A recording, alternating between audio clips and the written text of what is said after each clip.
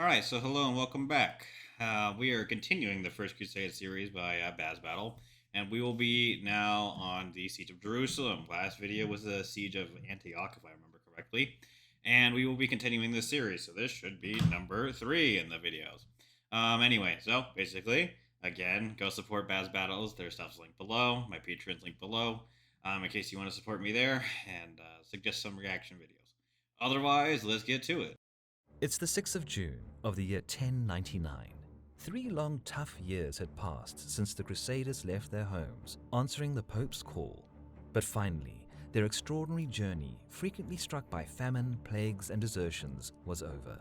Many disbelieved and wept, seeing the rich domes and high towers of the holy city of Jerusalem appearing on the horizon. The ensuing siege, full of both bravery and atrocity that heavily influenced the history of medieval Europe, is about to commence.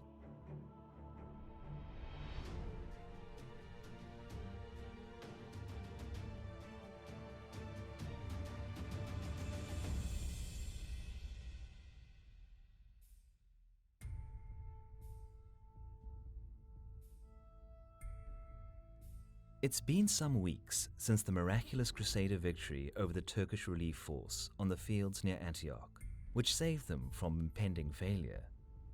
The capture of the city temporarily eased provisioning problems, yet the Europeans lingered around Antioch for several months after the siege. And that kind of makes sense considering what the hell they went through in Antioch with everything that happened with finding the spear, the 700 knights basically destroying the relief army, and a whole and the suicide sally out. Yeah, probably just take a little bit of a break, honestly. There were many viable reasons for such a state of affairs. Firstly, marching through the arid lands lying south of Antioch during the hot summer wasn't considered a good idea, especially by the poor participants, who would likely suffer the most. Second, That actually makes sense. It's burning hot in the Middle East, in case anybody's not been there, especially during the summer. It is brutally hot, and these guys are from Europe. Little known fact: Europe, back in the summer this year, when I was in Texas, it was like 105, and then there was also 105 in like Britain. Except Britain doesn't have any air conditioning because they don't need it. So again, climatization is also a thing.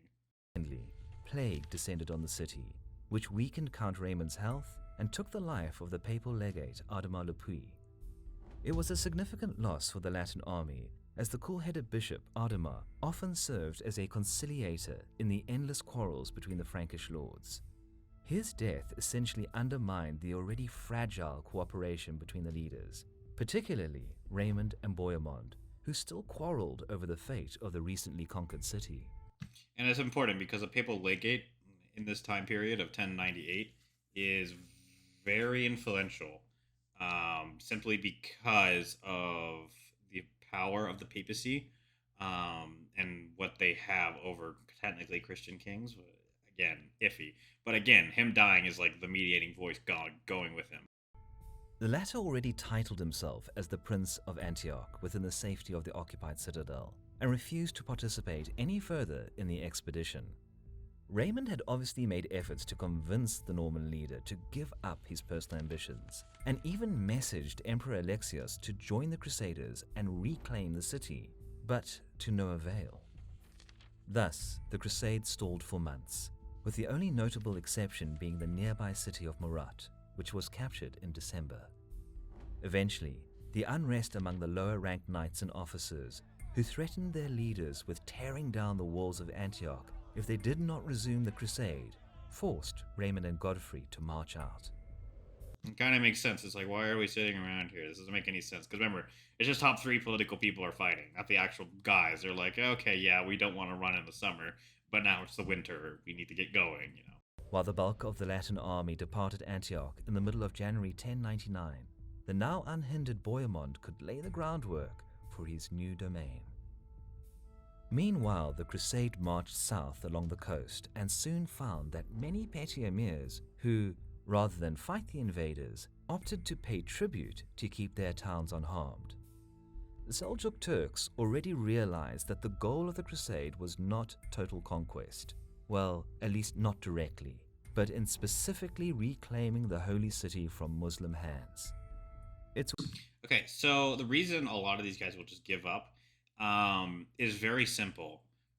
If they don't and they resist, um, depending on the size of the city, again, the army could sit there and siege it out, and then if that happens, then again, the longer the siege, the more atrocities are going to be committed once they take it over. Whereas if you come by and you immediately surrender, they're not going to do anything. They're just going to take some stuff, some food, some items, and go on their way. Um, Again, it just depends how brutal the sieges are, right? If they immediately give up, which all of them did, because they realize that these guys are going to Jerusalem, not going to bother them that much. They don't really care. They'll just be like, "Yeah, we're done. Take whatever and just go." Smart plan, actually. worth noting that when the Latin army besieged Antioch in 1098, the Fatimid Caliphate of Egypt captured Jerusalem and its surroundings. Thus, the Seljuk Turks, who were at war with the Fatimid, had little interest in actually stopping the Crusaders. That makes sense, okay? Because they're technically both at war with each other. They're like, okay, well, the Crusaders are going to go attack them, weaken our enemy. The enemy of my enemy is my friend. That situation. Makes sense for the Seljuk Turks to really do this, actually.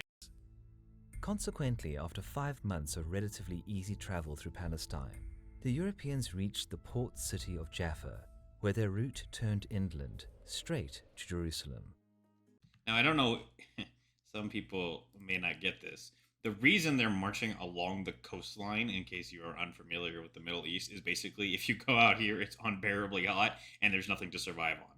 If you want to keep supply lines of any kind, you must march along the coast. It's more irritable, and the more weather is less bad because you're closer to the coast instead of out here. It gets more extreme out here, and it's just easier to supply your guys. That's why they did it, and that's why no army's going to go out here and circle like down to Petra from Tyre. It's not going to happen. Where their route turned inland, straight to Jerusalem. But as soon as they started to move east towards the Holy City, the news about a Fatimid army assembling in Egypt arrived. Additionally, the wells on their way were either buried or poisoned, and many of the trees were cut down. Some uncertainty arose within the Crusader ranks, as the area was inhospitable, the enemies were gathering, and it was again the middle of the blistering summer. But the final goal was so close that even such major concerns couldn't stop them.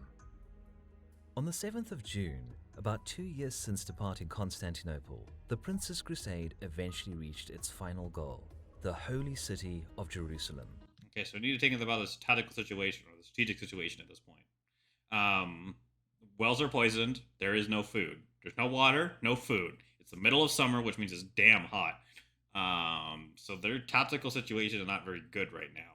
Now, also with that, the fact that the Fatimid Caliphate is assembling an army to come meet them in Jerusalem, they already know where they are, or going to be, so they can just arrive there and help the city defend.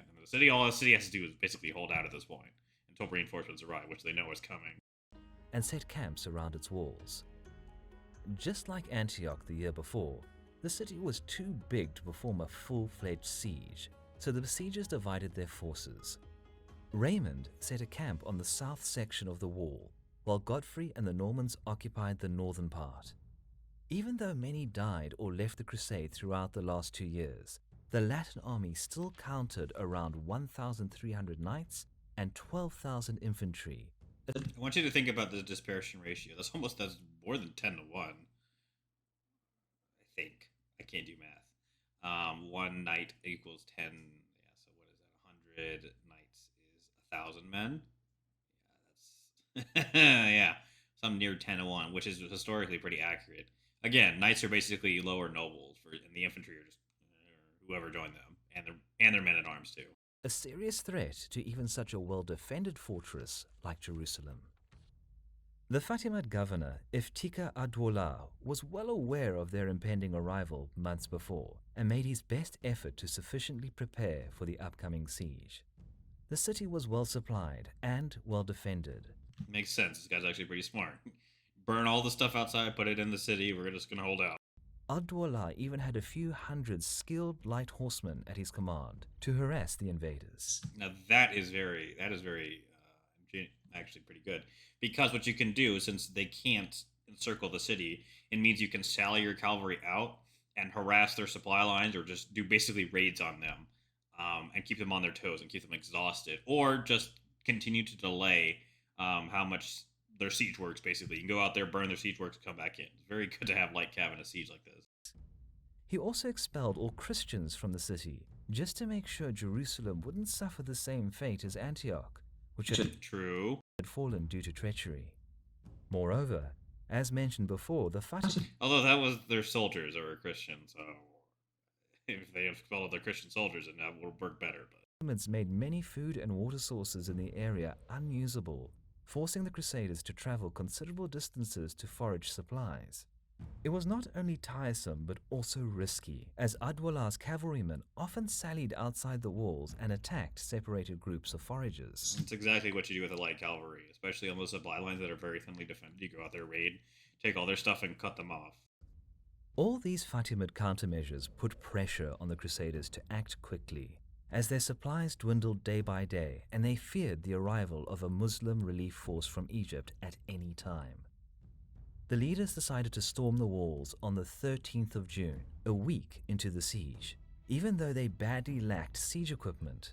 It is said that the Crusaders had just one scaling ladder at this point, so the attack was essentially doomed to fail. The Crusaders believed that God was with them, but this was not the time for a miracle. Yeah, God's with us, but God doesn't provide you 10 more siege ladders. The defenders easily repulsed them. Many were killed, and the storm attempt failed miserably. Speaking of miracles, one of Raymond's priests reportedly had a vision of the deceased Bishop Adama, who rebuked the Crusade leaders for their quarrels and gave instructions how to conquer Jerusalem.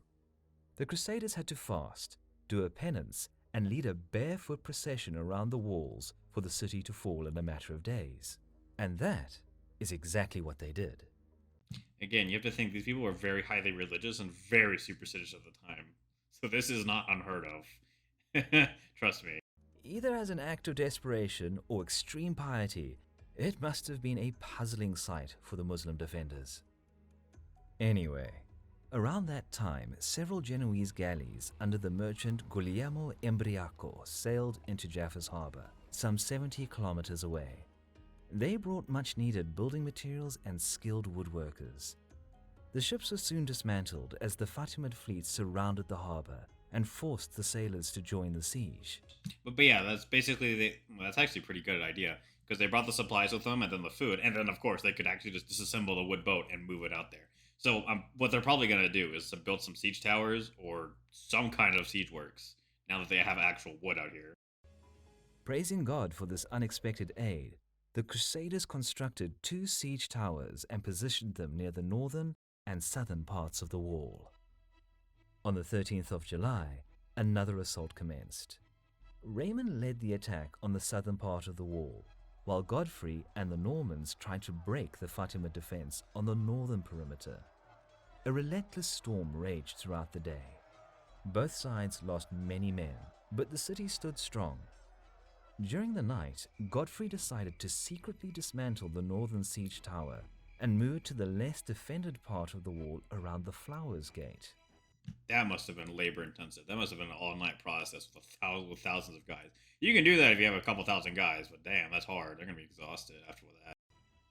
The next day was again full of atrocities, as the Crusaders didn't cease their storming of the walls. In the afternoon, the Fatimids managed to burn down Raymond's siege tower and repel the enemy. While the situation looked dire on the southern perimeter as Raymond's attack collapsed, Godfrey still pushed on the northern part of the wall. Eventually, after a full day and night of fighting, he broke the defense and opened the gate. Crusaders flooded into the city, which saw fierce fighting break out among its streets and alleys. The defenders of the southern part of the wall also joined the fray, which allowed Raymond's troops to break through the gates. In a matter of minutes, the city's defenses collapsed under the dominant Crusader force, and an indiscriminate slaughter of the Jewish and Muslim population occurred. Yes, one of the darker moments. They said they went in there and they killed every single person they could possibly see in the city because of how long the siege was and because of how brutal it was. They went in there, they killed every Muslim and person they could see. As many of the princes made little effort to restrain their subordinates from looting and killing. Some of the citizens sought refuge in the Al-Aqsa Mosque, and for a time were guarded by Bohemont's nephew Tancred. But while he was busy in another part of the city, There's a famous, I think there's a YouTube video on this, but basically he planted a banner down there that's like, "Don't kill these people; they're under my protection." He comes back and they're all dead. So the bloodbath spilled into the mosque as well. The Fatimid governor Ad-Dawla surrendered to Raymond with his retinue and was granted safe passage south. Yet not many had the opportunity to surrender directly to the noble Frankish lord. It's hard to tell exactly how many people were killed in taking the city, but the streets of Jerusalem were awash in blood. Many chroniclers later noted the sheer brutality committed that day, even by medieval standards. and that says something. Even by medieval standards, it was brutal how many people they killed for basically no reason. Almost 4 years had passed since Pope Urban ignited the idea of a crusade to reclaim the Holy Land, and finally, their ultimate goal was accomplished. Yet the story doesn't end there. A formidable army commanded by Fatimid Vizier Al-Afdal was already marching through Sinai to challenge the army of the West and win back Jerusalem. The final battle of the Crusade is yet to be fought. So I'll read these comments again. But yeah, now they basically just have to defend Jerusalem against the counterattack. Raymond of Valdemoso to urge Emperor Alexis to join the crusade. And after the emperor's refusal, he decided to desert and rode back to Europe, where he was scorned for the act, obviously. Feeling guilty, he returned to Asia Minor in 1101 and soon died after being wounded. Okay.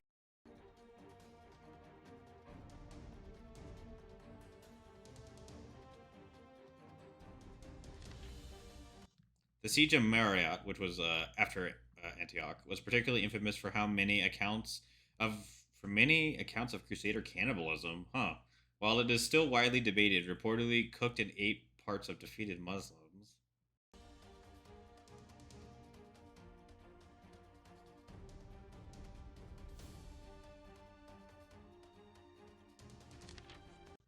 Raven made efforts to claim some territory in the Holy Land, just like Bohemond did. But this is unsuccessful. The siege of Iraq delayed his ambitions by a few years. Okay, so I think that's it. Yeah, I'm pretty sure that is definitely it. Anyway, so if you like that stuff, go ahead and leave me a like down there. Leave some comments about this stuff, the siege of Jerusalem, and what your thoughts are about it. Otherwise, I will see you people next time.